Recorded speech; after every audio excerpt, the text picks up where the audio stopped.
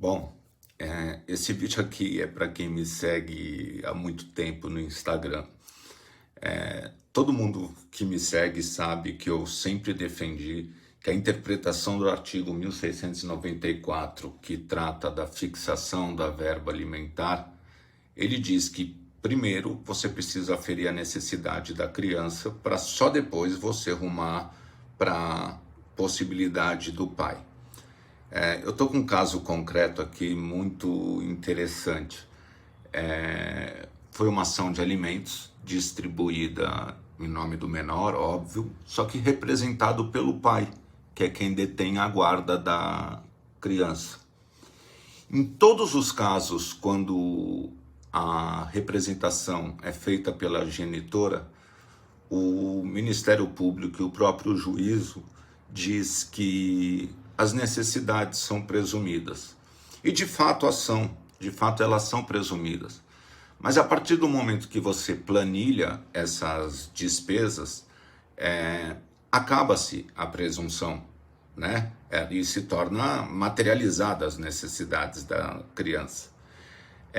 E num caso de um menor representado pelo pai, que detém a guarda, em que pese a gente tenha planilhado, o juízo ele fala do artigo 2º da Lei de Alimentos, né? Que é muito parecido com o Código Civil, só que a mesma lei, no artigo 4º, fala que desde logo o juiz deve fixar os alimentos provisórios. E eu estou num embate aqui com o Ministério Público que, para variar, quando se trata de homem, eles se arvoram em defender, eu não sei por qual razão, eles quase que se colocam na posição de advogados da parte contrária.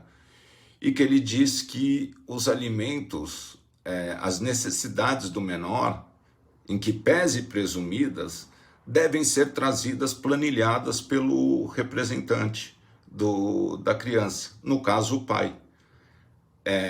E nós, já na inicial, a gente já havia planilhado essas despesas.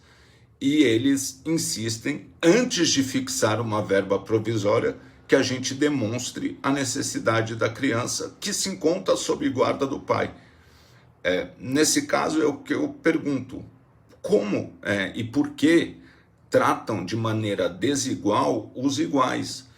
Porque se o mesmo Ministério Público, aliás, eu poderia dizer até a mesma promotora, onde eu tenho casos idênticos, se ela, para ela diz que a necessidade é presumida, porque está sob a guarda da mãe, por qual razão ela exige, e já tem nos autos, o planilhamento feito das despesas da criança feita pelo pai, para somente depois o juiz rumar para o artigo 4º da Lei de Alimentos, que é onde ele deve fixar desde logo os alimentos provisórios.